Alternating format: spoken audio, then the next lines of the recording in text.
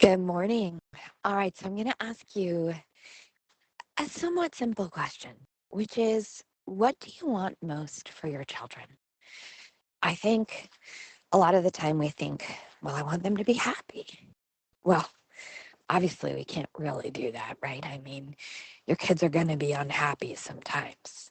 So then we think, well, okay, I want them to be happy most of the time. But I'd like to offer a slightly alternative wish. I think what we really want for ourselves and for anyone we really love, and for all people in the world, really, is to find their calling.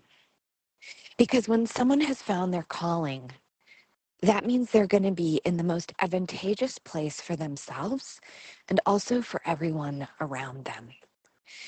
And when people have not found their calling, they're searching.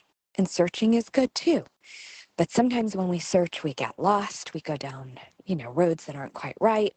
Or we stick ourselves into, you know, round holes when we're a square peg. And the reality is that I believe every person can be optimized. Every single temperament can be exactly the right temperament for exactly the right job, right? Think about it. Someone who's going to be a helicopter rescue pilot has a very different temperament than someone who's going to be maybe a tax accountant, right? So everybody's different. And we have children who are someday going to be adults. And there's a book that I read. Gosh, it was about 30 years ago. It's a book by James Hillman, and it's called The Soul's Code. And he is a psychologist who came up through Jungian circles. And his main theory became something that he called the acorn theory, that within every child is the seed of exactly the tree that they will become. So each child, each person, every human is born as an acorn. But just as the acorn has the imprint of the oak that it will one day be, so does the child.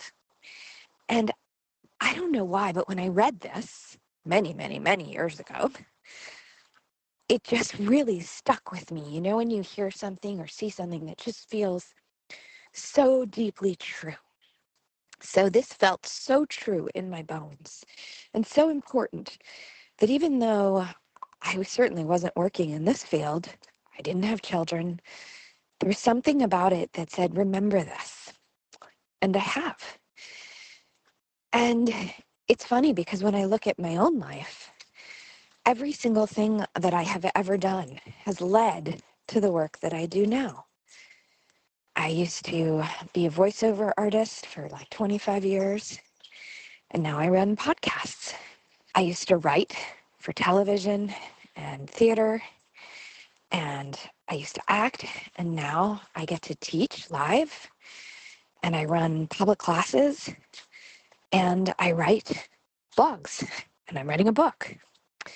And all of these things all connect. I have for many, many, many years studied literature, myths, personal growth, psychology, habit formation, identity formation. These are always the things that I was super obsessed with. Why? Well, because it's my calling.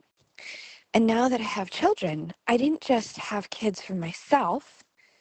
I wound up wanting to connect with parents all around the world because I'm interested in community and community building.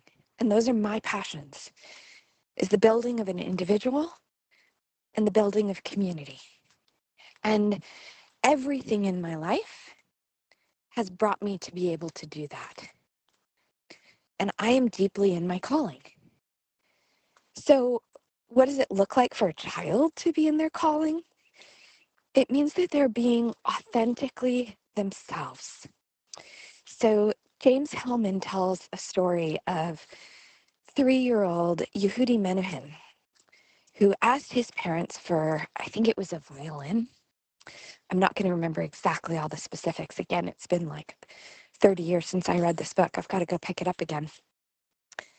But he asked his parents for a violin. And his parents go buy him a toy violin. And he has a classic temper tantrum. I think he even breaks it. And he says, I said a violin, not a toy. He grew up to be one of the greatest violinists ever. So here's the deal. Was the kid just having a temper tantrum? Or did he know where his calling was? And he was saying, hey, for this next phase, here's what I need. Now, I'm not saying you should just go out and buy anything your kids are asking you to. It's not my point. But my point is listen to your children. Listen not just to their asks, but listen to their calling. Because while you cannot help your children be happy all the time, you can actually help them hear their own calling by you hearing it day after day. And since you are a parent, even if you don't want to make this your whole life like I have, helping your child is most definitely part of your calling.